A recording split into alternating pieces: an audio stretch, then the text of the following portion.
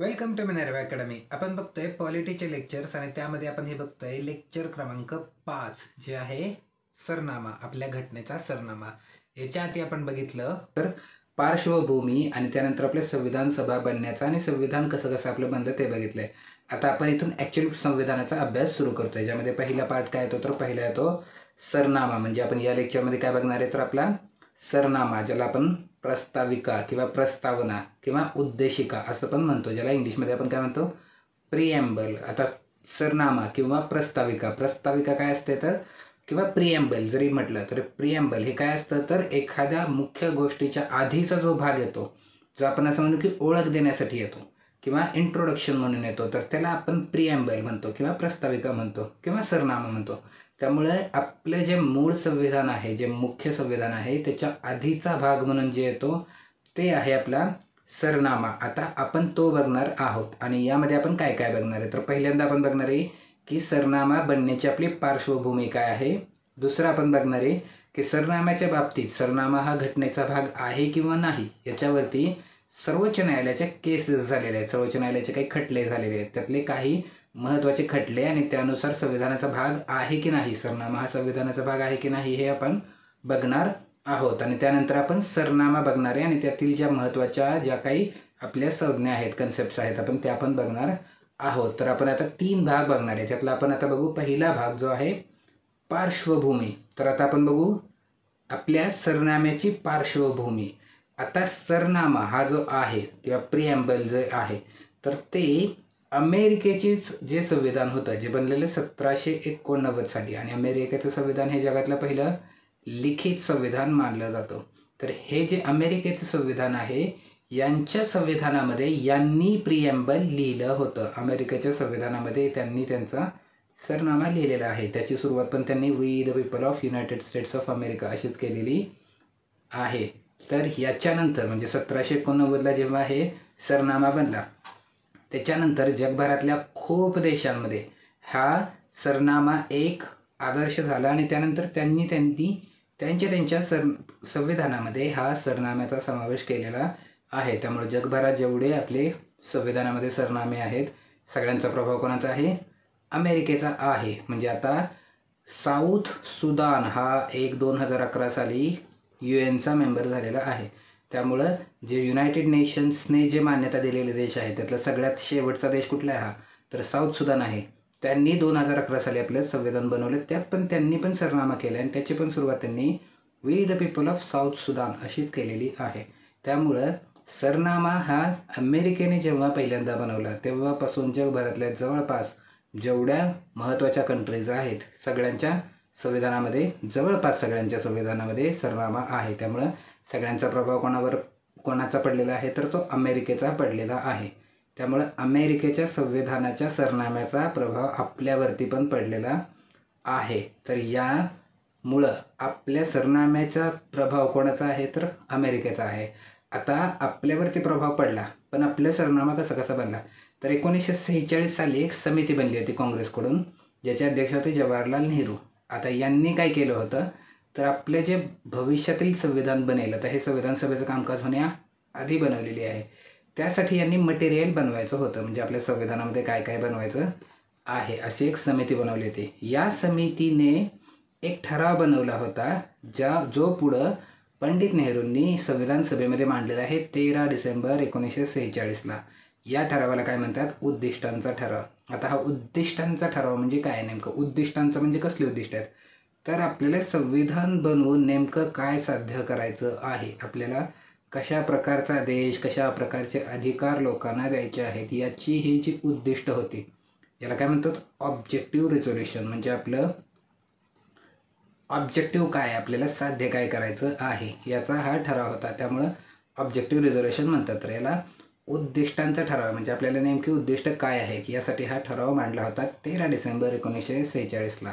तर यामध्ये या ठरावातले काही महत्त्वाचे मुद्दे, आता आपण त्या ठरावातले काही महत्त्वाचे मुद्दे बघू. यातले 3 मुद्दे आपण बघणार आहोत. यामध्ये एकूण 8 मुख्य मुद्दे आहेत, आपण त्यातले 3 बघणार आहे. मुद्दा क्रमांक 1, 4 आणि 5 हे काही नंबर चुकलेले नाहीत. तर हा जो पंडित नेहरूंचा जो मुख्य मूळ ठराव होता त्यातला हा आहे. म्हणजे आता जर समजा संविधान सभेतल्या चर्चा काढल्या तर त्यामध्ये हे मुद्दा क्रमांक 1, मुद्दा क्रमांक 4 आणि मुद्दा क्रमांक 5 आहे.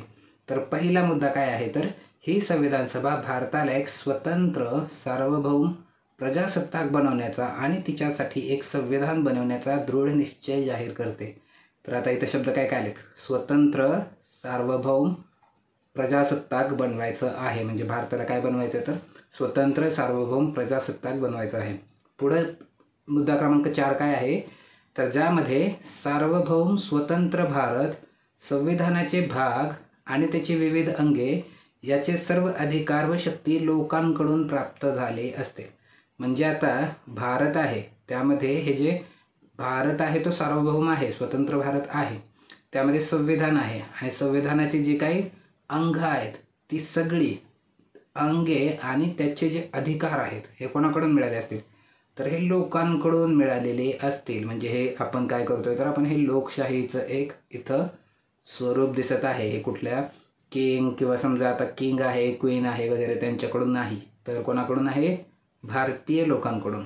आणि मुद्दा क्रमांक 5 काय आहे, ज्यामध्ये सर्व भारतीय लोकांना सामाजिक, आर्थिक, राजकीय, न्याय, संधी, दर्जा व कायद्यापुढे समानता, विचार, अभिव्यक्ती, विश्वास, श्रद्धा, उपासना, व्यवसाय, संघटना आणि कृती यांचे कायदा आणि सामाजिक नीतिमत्ता यांच्या अधीन राहून स्वातंत्र्य. म्हणजे मुद्दा क्रमांक 5 मध्ये काय काय ते न्याय, समानता आणि स्वातंत्र्य. आता त्यामध्ये न्याय कुठला आहे तर सामाजिक न्याय, आर्थिक न्याय, राजकीय न्याय. समानता कुठली आहे, संधी, दर्जा आणि कायद्यापुढे समानता. त्यानंतर स्वातंत्र्य कशा कशाचे आहे तर विचार स्वातंत्र्य, अभिव्यक्ती स्वातंत्र्य, विश्वास स्वातंत्र्य, श्रद्धा, उपासना, व्यवसाय, संघटना व कृती यांचे स्वातंत्र्य आहे. पण ते कसे आहे, कायदा आणि जी सामाजिक नीतिमत्ता आहे त्यांच्या अधीन राहून आहे. तर हे आपल्या पंडित नेहरूंच्या ठरावातले मुद्दे आहेत. आता जो आपला सरनामा आहे त्याच्यावरती याचा सरळ सरळ आपल्याला प्रभाव दिसतोय. म्हणून हे आपण 3 मुद्दे बघितले की भारतास एक स्वतंत्र सार्वभौम प्रजासत्ताक बनवण्याचा निर्णय आहे, निश्चय आहे. तर त्यामध्ये आता ठीक आहे स्वतंत्र शब्द आलेला नाही आहे, किंवा आता संधी आणि दर्जा याच्या आणि कायद्यापुढे समानता आहे. आता संधी आणि दर्जाची समानता आपल्या सरनाम्यामध्ये आहे, कायद्यापुढे समानता आपल्या सरनाम्यात नाही लिहिली आहे पण ती मूलभूत हक्कात गेलेली आहे. आणि त्यानंतर आता हे जे स्वातंत्र्य आहे यामध्ये आता हे व्यवसाय स्वातंत्र्य, संघटना स्वातंत्र्य हे मूलभूत अधिकारात गेलेले आहे, ते आपल्या सरनाम्यामध्ये नाही. म्हणजे हा जो पहिला ठराव होता जो 1946 साली मांडलेला आहे, म्हणजे संविधान सभेचं कामकाज सुरू झाले 9 डिसेंबरला, त्याच्यानंतर 4-5व्या दिवशी हा ठराव मांडलेला आहे 13 डिसेंबरला. तर त्यामध्ये आता हे आलं होतं, नंतर याचा थेट प्रभाव आपल्या सरनाम्यावरती दिसत आहे. आता हा जो सरनामा मांडला होता 13 डिसेंबर 1946ला, हा तेव्हा संमत झालेला नव्हता. म्हणजे पहिलं जे अधिवेशन होतं त्यामध्ये हा संमत झालेला नाही आहे, हा दुसऱ्या अधिवेशनात झालेला आहे. याचं कारण हे होतं की मुस्लिम लीग, तोपर्यंत मुस्लिम लीगने बहिष्कार टाकला होता. मुस्लिम लीग नसताना हा महत्त्वाचा ठराव संमत करावा किंवा नाही करावा यावरून जरा थोडंसं चर्चा झाली होती आणि त्यानंतर हा ठराव त्या अधिवेशनात म्हणजे पहिल्या अधिवेशनात संमत झाला नव्हता, तो दुसऱ्या अधिवेशनात संमत झालेला आहे. आणि तो कधी झालेला आहे तर 22 जानेवारी 1947चं जे अधिवेशन होतं त्या अधिवेशनाच्या बैठकीत हा संमत झालेला आहे. आणि नंतर आपला त्याचा थेट प्रभाव आपल्याला दिसतच आहे. यातले बरेच शब्द हे नंतर आपल्या सरनाम्यात आलेले आहेत. तर ही झाली आपली पार्श्वभूमी. आपल्या सरनाम्यावरती प्रभाव कोणाचा आहे, अमेरिकेचा. त्यानंतर आपल्या पंडित नेहरूंनी 13 डिसेंबर 1946ला संविधान सभेमध्ये उद्दिष्टांचा ठराव मांडला, त्यातले हे मुद्दे आहेत आणि याचा नंतर आपल्या सरनाम्यामध्ये प्रभाव पडलेला आहे. तर हे झालं आपलं सरनाम्याची पार्श्वभूमी. आता सरनाम्याची पार्श्वभूमी आपण बघितली आणि आपला जो सरनामा आहे, आता सरनामा हा आपल्या संविधानात सामील झाला होता आणि आपले 26 जानेवारी 1949ला, ज्याला आपण संविधान स्वीकृत झालं असं म्हणतो, संविधान दिवस त्यासाठी साजरा करतो आपण, तर तेव्हा जे संविधान संमत आणि स्वीकृत झालेलं आहे ते संविधान सरनाम्यासहितच स्वीकृत झालं होतं. म्हणजे सरनामा हा काय नंतर संविधान सभेने त्यामध्ये टाकलेला नाही आहे, तर संविधान जेव्हा 26 नोव्हेंबर 1949ला स्वीकृत आणि संमत झालेलं आहे त्यामध्येच सरनामा पण होता. तर आता सरनामा हा संविधानाचा भाग आहे की नाही यावरती जरा वाद झाला होता आणि त्यावरून काही खटले झालेले आहेत. आता इथं एक महत्त्वाची गोष्ट ही पण आहे की सरनाम्यामध्ये घटना दुरुस्ती करता येते का, हा पण एक प्रश्न होता. आता जर सरनामा हा संविधानाचा भाग आहे असं जर म्हटलं तरच त्यात दुरुस्ती करता येईल. जर समजा संविधान हा सरनामा हा संविधानाचा भाग नाही असं म्हटलं तर घटना दुरुस्तीचं कलम हे घटनेसाठी लागते आणि सरनामा घटनेचा भाग नाही, त्यामुळे दुरुस्ती करता येणार नाही असा त्याचा अर्थ होतोय. पण आता त्यावरती मग सरनामा हा संविधानाचा भाग आहे किंवा नाही यासाठी खटले झालेले आहेत. त्यातले 3 खटले आपण बघणार आहोत. त्यातला पहिला कुठला आहे तर बेरोबारी युनियन खटला. आता हे बेरोबारी कशाचा आहे तर बेरोबारी आहे हा एक प्रांत होता, हा एक भाग होता ज्यावरती वाद होता की हा भारतात जाईल का पाकिस्तानात जाईल. तर त्याच्यासाठी हा एक सेटलमेंट झालं होतं, नेहरू नून ॲग्रीमेंट झालं होतं. त्यानुसार हे अर्ध अर्ध करून घ्यायचं होतं पण ते काही शेवटी झालं नव्हतं.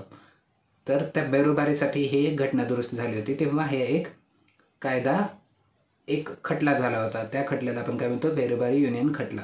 आता त्या बेरोबारी युनियन खटल्याच्या वेळी सर्वोच्च न्यायालयाने हा निर्णय दिला होता की सरनामा घटनेचा भाग नाही. 1960 साली बेरोबारी युनियनमध्ये सरनामा हा घटनेचा भाग नाही असा निर्णय दिलेला आहे. आता त्यानंतर दुसरा खटला झाला ज्याला केशवानंद भारती खटला म्हणतात 1973. आणि केशवानंद भारती खटला हा भारताच्या एकूण संविधानाच्या अभ्यासाच्या दृष्टीने जवळपास सगळ्यात जास्त महत्त्वाचा खटला आहे. तर या केशवानंद भारती खटल्यामध्ये सर्वोच्च न्यायालयाने आपला जो आधीचा निर्णय होता तो निर्णय बदलला आणि सरनामा घटनेचा भाग आहे असा निर्णय दिला. आता 60 साली म्हटलं होतं सर्वोच्च न्यायालय सरनामा भाग घटनेचा नाही आहे, 73ला म्हटलं की नाही सरनामा घटनेचा भाग आहे. आता हे सर्वोच्च न्यायालय करता येतं. सर्वोच्च न्यायालयाला स्वतःचे निर्णय बदलता येतात आणि तसा तो अधिकार असला पण पाहिजे आहेच. तर सर्वोच्च न्यायालयाने आपला आधीचा जो निर्णय होता 1960चा तो बदलला आणि हा निर्णय दिला की सरनामा हा घटनेचा भाग आहे. आता सरनामा हा घटनेचा भाग आहे असा निर्णय दिला की घटना दुरुस्तीने घटनेत दुरुस्ती करता येते. सरनामा घटनेचा भाग आहे म्हणजे सरनाम्यामध्ये पण दुरुस्ती करता येते आणि त्यामुळं सरनाम्यामध्ये घटना दुरुस्ती करण्याचा मार्ग मोकळा झालेला आहे. त्यानुसार 42व्या घटना दुरुस्तीने संविधानामध्ये 3 नवीन शब्द टाकले गेले. आता जसं खटल्यांमध्ये हा केशवानंद भारती खटला सगळ्यात जास्त महत्त्वाचा खटला मानला जातो, तसं घटना दुरुस्तीमध्ये 42वी आणि संविधानाच्या अभ्यासाच्या दृष्टीने तर सगळ्यात महत्त्वाची घटना दुरुस्ती 42वीच मानली जाते. तर 42व्या घटना दुरुस्तीने 3 नवीन शब्द आपल्या सरनाम्यामध्ये टाकले. तर ते कुठले होते तर पहिला होता समाजवादी, दुसरा होता धर्मनिरपेक्ष आणि तिसरा होता एकात्मता. पण आता एकात्मता टाकताना कसं झाले तर आधीचा शब्द होता राष्ट्राची एकता, तिथं आणि एकात्मता असं टाकलेलं आहे. त्यामुळे हे एकात्मता कशाची आहे तर राष्ट्राची आहे, त्यामुळे इथं राष्ट्राचे कंसात लिहिलेलं आहे. तर समाजवादी, धर्मनिरपेक्ष आणि एकता आणि एकात्मता असं शब्द केले. म्हणजे नवीन कुठले शब्द आले तर समाजवादी, धर्मनिरपेक्ष आणि एकात्मता हे 3 शब्द नवीन आलेले आहेत. तर हे 42व्या घटना दुरुस्तीने आलेले आहेत. आता आजपर्यंत एकदाच फक्त सरनाम्यात दुरुस्ती झालेली आहे. आता त्यानंतर हा 1973 जो निर्णय दिलेला आहे की सरनामा घटनेचा भाग आहे, त्याच्यानंतर जेव्हा जेव्हा समजा सरनामा घटनेचा भाग आहे किंवा नाही असं काय आलेलं आहे तर सर्वोच्च न्यायालयाने सरनामा घटनेचा भाग आहे हाच आपला निर्णय कायम ठेवलेला आहे. त्यामुळे हे LIC खटल्यामध्ये पुन्हा एकदा सांगितलं होतं की सरनामा घटनेचा भाग आहे. आता सरनामा घटनेचा भाग आहे हा निर्णय 1973 पासून कायम ठेवलेला आहे. तर आपल्याला हे आता स्पष्ट आहे की सरनामा हा घटनेचा भाग आहे, त्यामध्ये दुरुस्ती करता येते. तर हे आपल्याला 3 महत्त्वाचे सर्वोच्च न्यायालयाचे खटले आहेत जे आपल्याला माहीत असावेत. बेरोबारी युनियन खटला जेव्हा सरनामा घटनेचा भाग नाही असं म्हटलेलं आहे. त्यानंतर 1973च्या केशवानंद भारती खटल्याच्या वेळी हा निर्णय बदलला होता आणि सांगितलं की सरनामा घटनेचा भाग आहे. त्याच्यानंतर 42व्या घटना दुरुस्तीने 3 नवीन शब्द टाकले, समाजवादी, धर्मनिरपेक्ष आणि एकात्मता हे 3 नवीन शब्द सरनाम्यामध्ये टाकलेले आहेत. आता सरनाम्याविषयी एक महत्त्वाची गोष्ट ती काय आहे तर सरनामा हा न्यायप्रविष्ट नाही. न्यायप्रविष्ट नाही म्हणजे काय तर हा याच्यावरती जर समजा सरनाम्यातल्या तरतुदींची पूर्तता झाली नाही तर त्याच्या विरुद्ध खटला करता येत नाही. आता जर समजा एखादी गोष्ट न्यायप्रविष्ट आहे असं जर म्हटलं तर याचा अर्थ हा असतो की जर ती गोष्ट आपल्याला मिळाली नाही तर आपल्याला खटला करता येईल. पण सरनामा हा न्यायप्रविष्ट नाही. न्यायप्रविष्ट नाही म्हणजे सरनाम्याच्या तरतुदी जर समजा पूर्ण झाल्या नाहीत तर आपण त्याविरुद्ध न्यायालयात खटला करू शकत नाही. सरकारविरुद्ध नाही, संसदेविरुद्ध नाही. त्यामुळे सरनामा हा न्यायप्रविष्ट नाही. सरनामा हा फोर्स करता येत नाही आणि जर त्यातल्या तरतुदी मिळाल्या नाहीत तरीही आपण त्याविरुद्ध खटला करू शकत नाही. त्यामुळे आपण काय म्हणतो, त्याला न्यायप्रविष्ट नाही. त्यामुळे सरनामा न्यायप्रविष्ट नाही ही एक महत्त्वाची तरतूद आहे सरनाम्याच्या बाबतीत. तर आपण आता हा बघितला दुसरा भाग. आता आपण बघू याचा तिसरा भाग की आपला सरनामा आपला वाचू आपण आणि त्यामध्ये ज्या महत्त्वाच्या संकल्पना आहेत आपण आता त्या बघू. तर आता हा आहे सरनामा आणि आपल्या सरनाम्यामध्ये हा आत्ताचा सरनामा आहे. त्यामुळे 42व्या घटना दुरुस्तीने जे शब्द नव्याने टाकलेले आहेत ते पण यामध्ये आहेत. तर आपला सरनामा काय म्हणतो की आम्ही भारताचे लोक भारताचे एक सार्वभौम समाजवादी धर्मनिरपेक्ष लोकशाही गणराज्य घडवण्याचा व त्याचा सर्व नागरिकास सामाजिक, आर्थिक व राजकीय न्याय, विचार, अभिव्यक्ती, विश्वास, श्रद्धा व उपासना यांचे स्वातंत्र्य, दर्जाची व संधीची समानता निश्चितपणे प्राप्त करून देण्याचा आणि त्या सर्वांमध्ये व्यक्तीची प्रतिष्ठा व राष्ट्राची एकता व एकात्मता यांचे आश्वासन देणारी बंधुता प्रवर्धित करण्याचा गांभीर्यपूर्वक निर्धार करून आमच्या संविधान सभेत आज दिनांक 26 नोव्हेंबर 1949 रोजी याद्वारे हे संविधान अंगीकृत व आणि अधिनियमित करून स्वतःप्रत अर्पण करीत आहोत. हे आपल्या सरनाम्याचे जसेच्या तसे शब्द आहेत. आता आपल्याला बघू की यातले काही महत्त्वाचे शब्द. आता पहिले तर आहे की आम्ही भारताचे लोक. आता सरनाम्यांच्या मध्ये हे आम्ही भारताचे लोक किंवा we the people of India असं आपलं इंग्लिशमध्ये वाक्य आहे. तर हे जगभरातल्या जवळपास सगळ्या संविधानामध्ये सरनाम्यामध्ये असंच आहे की अमेरिकेने पण हेच केलं होतं की we the people of United States of America असं त्यांनी म्हटलं. म्हणजे जर समजा ते मराठीत केलं तर काय होईल, तर आम्ही संयुक्त संस्थाने अमेरिकेचे लोक असं होईल. किंवा आता समजा साऊथ सुदानने केलं, त्यांनी काय केलं, we the people of South Sudan, आम्ही साऊथ सुदानचे लोक, आम्ही दक्षिण सुदानचे लोक असं होईल. म्हणजे सरनाम्यामध्ये हे जगातल्या जवळपास सगळ्या संविधानांनी सरनाम्यामध्ये असंच केलेलं आहे की आम्ही डॅश डॅशचे लोक. कारण आता हे असं म्हणायचं कारण काय, we the people of India असं का म्हटलंय, तर आपलं हे जे संविधान आहे हे कोणी बनवलंय, तर हे लोकांनी बनवलेलं आहे. मग आता संविधान सभा आपली जी आहे ती लोकांनी निवडून दिली होती. फक्त भारतीयच लोक त्यामध्ये होते. भारतीय लोकांनीच मतदान केलं होतं आणि फक्त भारतीय लोकांनीच ठरवलेलं आहे की आपले संविधान कसं बनवायचं आहे. त्यामुळं आपली संविधान सभा ही काय सांगते की आपली संविधान आहे हे कोणी बनवले, तर आपल्या लोकांनी बनवले. आणि त्यामध्ये आपलं हे पण आहे की संविधान बनवण्याचे अधिकार आणि संविधान बनवण्याची शक्ती ही संविधान सभेला कुठून मिळाली, तर ती मिळालेली आहे लोकांकडून. भलेही आपले संविधान सभा ही कॅबिनेट मिशनच्या शिफारसीवरती झालेली असेल, पण त्याचे जे अंतिम अधिकार आहेत ते कोणाकडून मिळालेले आहेत, तर ते लोकांकडून. म्हणजे आपली संविधान सभा अशी सांगते की लोकांसाठीची आहे, लोकांनीच बनवलेली आहे. त्यामुळं शेवटी आपली संविधान सभा हे कोणाच्या मालकीची आहे किंवा कोणासाठी काम करणारे आहे, तर ती भारताच्या लोकांसाठीची आहे. म्हणून आम्ही भारतीय लोक असं म्हटलेलं आहे. आता आम्ही भारतीय लोक भारताचे एक सार्वभौम समाजवादी धर्मनिरपेक्ष लोकशाही गणराज्य घडवण्याचा. आता यामध्ये भारताला कसं घडवायचं आहे, तर पहिलं तर आता सार्वभौम आहे.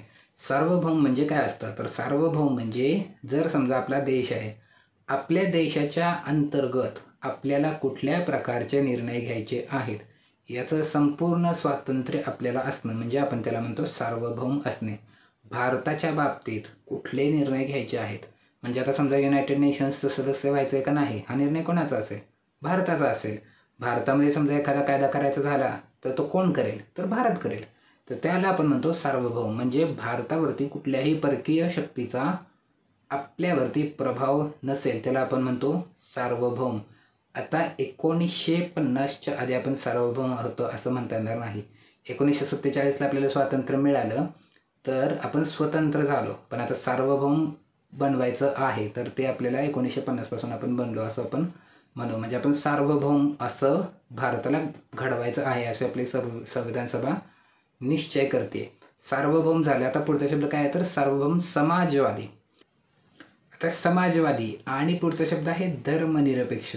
तर समाजवादी आणि धर्मनिरपेक्ष हे शब्द आपल्या मूळ संविधानात नव्हते, ते 42व्या घटनादुरुस्तीने संविधानात टाकलेले आहेत. आता समाजवादी आणि धर्मनिरपेक्ष हे शब्द संविधानात असावे अशी मागणी झाली होती, पण ती कलम 1च्या बाबतीत झाली होती, सरनाम्याच्या बाबतीत नाही. पण तेव्हाच जर समजा चर्चा बघितली तर आपल्या संविधान करताना आपल्याला समाजवादी आणि धर्मनिरपेक्ष सोडून दुसरं काहीही व्हायचं नाही असं ते स्पष्ट झालेलं आहे. त्यामुळं आपला देश समाजवादीच असेल आणि धर्मनिरपेक्ष असेल यामध्ये कुठलाही वाद नाही आहे. म्हणजे भले ते शब्द घेतलेले नाही आहेत, पण त्याचं उत्तर देताना बाबासाहेब आंबेडकरांनी एक शब्द वापरला होता ज्याला म्हटलं होतं त्यांनी सुपरफ्ल्युअस. सुपरफ्ल्युअस म्हणजे जी गोष्ट आहे तीच पुन्हा पुन्हा सांगायची गरज नसते. त्यामुळे समाजवादी आणि धर्मनिरपेक्ष हे शब्द पुन्हा पुन्हा सांगायची गरज नाही आहे. दुसरं हे की आता समाजवादी हे तर अर्थव्यवस्थेचा प्रकार आहे, त्यामुळं अर्थव्यवस्था कशी आहे हे ठरवू द्या तेव्हाचे तेव्हा, त्यामुळे हे शब्द आले नव्हते. पण संविधान करताना समाजवादी आणि धर्मनिरपेक्षच व्यवस्था अपेक्षित होती, त्यावरती कुठलंही दुमत नाही आहे. संविधान सभेच्या चर्चा जर वाचल्या तर त्यामध्ये हे स्पष्ट दिसतं की समाजवादी आणि धर्मनिरपेक्षच व्यवस्था अपेक्षित होती. त्यामुळे समाजवादी आणि धर्मनिरपेक्ष 1942व्या घटनादुरुस्तीने 1976 साली जरी टाकले गेले असेल तरी संविधान करताना पण तेच अपेक्षित होतं. तर समाजवादी आणि धर्मनिरपेक्ष. पुढचा शब्द काय आहे की लोकशाही गणराज्य. आता तसं जर बघायला गेलं तर इथं काय डेमोक्रेसी आणि रिपब्लिक हा शब्द आहे. आता हे दोन जरा थोडेसे वेगळे आहेत. आता डेमोक्रेसीमध्ये लोकांच्या हातात सत्ता असते आणि रिपब्लिकमध्ये लोकांनी निवडलेल्या प्रतिनिधींच्या हातात सत्ता असते. त्यामुळे ह्या दोन गोष्टी जरा थोड्याशा वेगळ्या आहेत. डेमोक्रेसीमध्ये थेट लोकांच्या हातात सत्ता असते, म्हणजे प्रत्येक गोष्ट प्रत्येक कायदा हे लोक स्वतःच ठरवतील. आता स्वित्झर्लंड आहे जो कायदे बनवताना बऱ्याच वेळा थेट लोकांनाच मतदानाला टाकतात, कारण आता त्यांची लोकसंख्या कमी आहे, त्यांच्याकडे शिक्षणाचं प्रमाण भरपूर आहे, त्यांच्याकडे खूप चांगली यंत्रणा आहे. त्यामुळे एखादी गोष्ट करायची असेल तर ते लोकांनाच मतदानाला टाकतात. तर ते काय झालं, मग ती झाली डेमोक्रेसी झाली. आता रिपब्लिकमध्ये काय असतं तर रिपब्लिकमध्ये आपण प्रतिनिधी निवडतो आणि ते प्रतिनिधी कायदे करतात. कायदे बनवण्यामध्ये आपला थेट सहभाग नाही आहे. आपण काय करतोय, आपण कोणाला तरी निवडतोय आणि मग ते लोक कायदा बनवत आहेत. मग हे काय झालं तर हे झालं रिपब्लिक. तर हे डेमोक्रेसी आणि रिपब्लिक, लोकशाही आणि गणराज्य ह्या दोन वेगळ्या गोष्टी आहेत. त्या जरी एक समान वाटत असतील तरी हा त्यांच्यामध्ये फरक आहे की लोकशाहीमध्ये लोकांच्या हातात थेट सत्ता असते. आता आपल्या हातात थेट सत्ता आहे का तर असं म्हणता येत नाही. म्हणजे आपण कायदे बनवू शकतो का तर त्यामध्ये आपण मतदान करत नाही. आपण कशासाठी मतदान करतो, आपण संसद सदस्य निवडण्यासाठी मतदान करतो आणि ते कायदे बनवतात. म्हणजे आपण काय करतो, आपण प्रतिनिधी निवडतो. तर हा फरक आहे. लोकशाहीमध्ये थेट लोकांच्या हातात सत्ता असते, रिपब्लिकमध्ये थेट लोकांच्या हातात नाही तर लोकांनी निवडून दिलेल्या प्रतिनिधींच्या हातात सत्ता असते. तर हे लोकशाही गणराज्य. तर भारताला एक सार्वभौम समाजवादी धर्मनिरपेक्ष लोकशाही गणराज्य घडवण्याचा आणि आता पुढे काय तर त्याचे सर्व नागरिकास आहे. नागरिकास म्हणजे हे देश बनवायचा होता. आता नागरिकांना काय काय द्यायचं आहे तर पहिली गोष्ट नागरिकांना काय द्यायचं आहे तर न्याय द्यायचा आहे. कसला न्याय द्यायचा आहे तर सामाजिक, आर्थिक आणि राजकीय न्याय द्यायचा आहे. सोशल, इकॉनॉमिक आणि पॉलिटिकल जस्टिस. आता सोशल जस्टिस म्हणजे काय, सामाजिक न्याय म्हणजे काय तर आता भारताची जी व्यवस्था होती ती कशी होती तर ती होती आता दोन मुख्य व्यवस्था होत्या. एक आपली होती ती जाती व्यवस्था होती आणि दुसरी होती आपली पितृसत्ता. तर त्यामुळं दोन्ही घटकांवरती म्हणजे जातीवरती आणि लिंगावरती काही बाबतीत काही त्या घटकांवरती अन्याय झालेले आहेत. आता अन्याय झालेले आहेत म्हणजे काय तर त्यांच्या संधी हिरावून घेतलेल्या आहेत स्वतःचा उत्कर्ष साधण्याचा. तर त्यामुळं आता तो अन्याय दूर करण्यासाठी आणि मग अन्याय दूर करून काय प्रस्थापित करायचं आहे तर न्याय प्रस्थापित करायचा आहे. आता पुढं आहे आर्थिक न्याय. आता हा आर्थिक न्याय आहे तर हा पण आता समाजावरती डिपेंड असतो, त्यामुळे म्हणजे सामाजिकवरतीच डिपेंड असतो. त्यामुळे बऱ्याच वेळा ह्याला सोशो इकॉनॉमिक असा एकच शब्द वापरतात. आता हा आर्थिक न्याय म्हणजे काय आहे तर आता आपल्याकडं आपली जी व्यवस्था बनलेली आहे तर त्यामध्ये सगळ्या गोष्टींचं आपण काय म्हणून मॉनिटायझेशन झालेलं आहे, पैशावरती आलेले आहेत आता. म्हणजे सगळ्या गोष्टी, आरोग्य पाहिजे चांगलं तर काय लागतं, पैसे लागतात. चांगलं शिकायचं असेल तर काय लागतं, फी भरायची असते म्हणजे पैसे लागतात. म्हणजे आता पैशावरती गोष्टी आलेल्या असतील तर मग आता तिथं काय पाहिजे, तर तिथं आर्थिक समानता आली पाहिजे. म्हणजे कोणाला तरी आपण आर्थिक परिस्थितीमुळे जर समजा मागं ठेवत असू तर तो मग आर्थिक अन्याय झाला, तर तो पण आपल्याला दूर करायचा आहे. म्हणजे आता समजा जमीनदारी त्याचं एक प्रतीक आहे की शेतकरी आणि जमीनदारी. तर जमीनदारी वाईट आहे, शेतकरी असणं चांगलं आहे. पण जर समजा सगळ्यांची जमीन काढून एकालाच कोणाला तर दिली तर ते वाईट आहे, मग ते झालं आर्थिक अन्याय. तर ते पण आपल्याला दूर करायचं आहे. आणि आता तिसरं राजकीय न्याय. राजकीय न्याय म्हणजे याचं एक मुख्य तत्व आपल्याकडे काय आलं तर 1 पर्सन 1 वोट आलं आणि 1 वोट 1 व्हॅल्यू आलं. म्हणजे एक व्यक्ती एक मत आणि त्या मताचं मूल्य सेम असेल असं. म्हणजे एक व्यक्ती एक मत एक मूल्य. म्हणजे कुठलीही व्यक्ती राजकीयदृष्ट्या कमी नाही आहे कुठल्या व्यक्तीचं. म्हणजे श्रीमंतांच्या मताला जास्त किंमत आणि गरिबांच्या मताला कमी किंमत असं काही नाही आहे. दुसरं हे की आपले जे सत्ता संपादन आहे, म्हणजे निवडणूक लढवणं किंवा निवडणुकीत सहभाग घेणं किंवा समजा उमेदवार म्हणून किंवा राजकीय पक्ष काढायचा असेल किंवा कुठल्या राजकीय पक्षाचं सदस्य व्हायचं असेल तर त्याचं करणं सगळ्यांना त्याचं स्वातंत्र्य आहे. मग हा आपला झाला राजकीय नाही. आता सगळ्यांना नाही आहे, काही बाबतीत त्याचे बंधनं आहेत म्हणा, सरकारी नोकरीत वगैरे असेल तर त्याची बंधनं आहेत. पण ते सामाजिक न्याय झालं. म्हणजे काय झालं तर समानता आलेली आहे. तर अशा प्रकारचा न्याय देणं, लोकांना काय द्यायचं, त्याच्या सर्व नागरिकांस न्याय द्यायचं.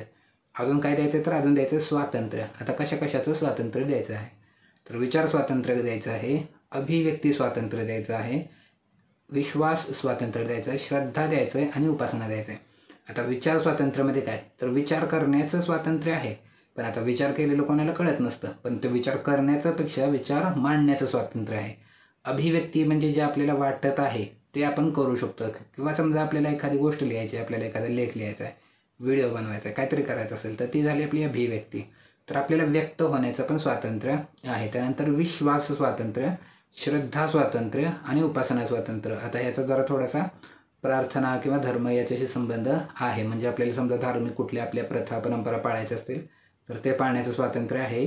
पण आता संविधानाच्या बाबतीत एक गोष्ट काय असते की एखादा अधिकार जर मिळत असेल तर त्याचा नकारात्मक पण नेहमी असतो. म्हणजे आता समजा विश्वास किंवा श्रद्धा उपासना स्वातंत्र्य आहे किंवा धर्माच्या बाबतीत कुठल्या प्रथा पाळण्याचं स्वातंत्र्य आहे तर त्या न पाळण्याचं पण स्वातंत्र्य असतं. तर त्यामुळे विश्वास, श्रद्धा व उपासना यांचे स्वातंत्र्य द्यायचं आहे. तर लोकांना न्याय द्यायचा आहे, सामाजिक, आर्थिक, राजकीय स्वातंत्र्य द्यायचं आहे. विचार, अभिव्यक्ती, विश्वास, श्रद्धा आणि उपासना. आता अजून काय द्यायचं आहे तर समानता द्यायची आहे. समानता कशाची द्यायची आहे तर दर्जाची आणि संधीची समानता द्यायची आहे. आता दर्जाची आणि संधीची, आता यामध्ये संधीचे हे एक महत्त्वाचं आहे. संधीची समानता म्हणजे काय आहे तर जे आपण बघितलं की आपली जरा व्यवस्था, जाती व्यवस्था किंवा पितृसत्ता याच्यामुळं संधी हिरावून घेतलेली असते. म्हणजे समजा समान क्वालिफिकेशन असेल, समान आपण शिक्षण असेल, पण तरी समजा जॉब समजा स्त्रीला देणार नाही, पुरुषांना देणार आहे, तर काय झालं तर स्त्रीची संधी हिरावून घेतलेली आहे.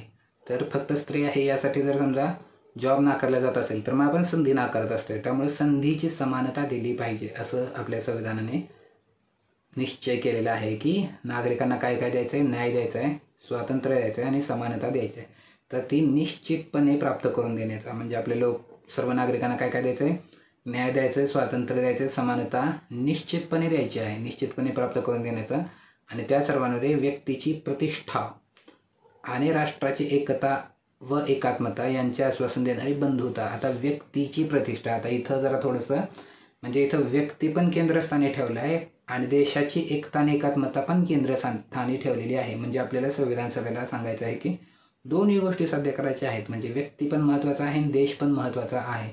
तर या दोन्हीमध्ये राष्ट्राची एकता आणि एकात्मता यांचे आश्वासन देणारी बंधुता, आता याला पण म्हणतो फ्रॅटर्निटी. आता जी फ्रेंच राज्यक्रांती झाली होती ती 3 तत्वांवरती झाली होती. तर त्याला काय म्हणतो आपण, लिबर्टी, इक्वॅलिटी आणि फ्रॅटर्निटी. ज्याला आपण काय म्हणतो, स्वातंत्र्य, समानता आणि बंधुता. तर हे लिबर्टी, इक्वॅलिटी, फ्रॅटर्निटी किंवा स्वातंत्र्य, समानता, बंधुता हे जे तत्व आहेत तर हे फ्रेंच राज्यक्रांतीने जगाला दिलेली आहेत. ते 3 रंग आहे झेंड्याचे, ते त्याचेच प्रतीक आहेत. तर स्वातंत्र्य, समानता, बंधुता हे फ्रेंच राज्यक्रांतीनंतर झालेलं आहे. तर ती जी तत्व आहेत तीनही तत्व आपल्या संविधानामध्ये इथं आपल्याला दिसत आहेत. इथं स्वातंत्र्य आहे, इथं समानता आहे आणि इथं बंधुता आहे. त्यामुळे हे स्वातंत्र्य, समानता आणि बंधुता यांचा सरनाम्यातला समावेश कोणामुळे आहे तर फ्रेंचांमुळे आहे, फ्रेंच राज्यक्रांतीमुळे आहे. तो ॲक्च्युली जगातल्या बऱ्याच संविधानामध्ये आहे आणि सगळ्यांवरती फ्रेंचांचा प्रभाव आहे. तर याचा आश्वासन देणारे बंधुता प्रवर्धित करण्याचा गांभीर्यपूर्वक निर्धार करून पुढे काय म्हणताय तर आमच्या संविधान सभेत आज दिनांक 26 नोव्हेंबर 1949 आता ह्या दिवशी आपलं झालेलं आहे संविधान स्वीकृत. त्यामुळे सरनाम्याला ही तारीख आहे. कधी स्वीकृत आणि याद्वारे संविधान अंगीकृत व अधिनियमित करून स्वतःप्रत अर्पण करत आहोत. कधी अर्पण केलेलं आहे संविधान 26 नोव्हेंबर 1949ला. त्यामुळे ही तारीख इथं दिलेली आहे, जे आपण संविधान स्वीकृत केल्याचा दिवस म्हणून संविधान दिवस म्हणून साजरा करतो. तर हे आपल्या संविधानामध्ये ह्या तारीख आपल्याला विशेष महत्त्वाची आहे. तर आता हे झालं आपलं सरनामा. आपण काय काय बघितलं आता यामध्ये पहिलं आपण बघितलं की सरनाम्याची पार्श्वभूमी. पार्श्वभूमीमध्ये आपण काय बघितलं की आपल्या प्रभाव कोणाचा आहे अमेरिकेचा. अमेरिकेच्या संविधानामध्ये पण we the people of United States of India आहे, आपलं पण we the people of India आहे, आम्ही भारताचे लोक आहे. त्यानंतर आपण काय बघितलं की आपला सरनामा हा काय आपल्या सरनाम्यावरती झालेले खटले. आपण न्यायालयाचे खटले बघितले. न्यायालयाचे खटले आपण 3 खटले बघितले. पहिला खटला कुठला होता तर पहिला खटला होता बेरोबारी युनियन. ज्यावेळी काय सांगितलं सर्वोच्च न्यायालयाने की सरनामा घटनेचा भाग नाही. पण त्यानंतर दुसरा खटला झाला 1973ला. कुठला झाला केशवानंद भारती खटला. त्यावेळी काय सांगितलं सरनामा संविधानाचा भाग आहे. त्यानंतर मग 42व्या घटना दुरुस्तीने 3 नवीन शब्द टाकले गेले. 3 शब्द कुठले होते समाजवादी, धर्मनिरपेक्ष आणि एकताच्या बरोबर एकात्मता शब्द आला. मग त्यामुळे नवीन शब्द कुठला आला एकात्मता आला. त्यामुळे 3 शब्द कुठले आले समाजवादी, धर्मनिरपेक्ष आणि एकात्मता. हे 3 शब्द नवीन आपल्या संविधानामध्ये सरनाम्यामध्ये नव्याने टाकले गेले होते. आता त्यानंतर आपण काय बघितलं की सरनामा हा काय आपला न्यायप्रविष्ट नाही आहे. न्यायप्रविष्ट नाही म्हणजे काय तर त्यातील तरतुदींची पूर्तता झाली नाही तर आपल्याला कोर्टात जाता येत नाही, न्यायालयात त्याच्याविरुद्ध खटला करता येत नाही. त्यानंतर आपण काय बघितले तर आपण सरनामा बघितला आणि त्यातले हे जे महत्त्वाचे शब्द आहेत त्यांचे अर्थ बघितले. तर हा झाला आपला सरनामा.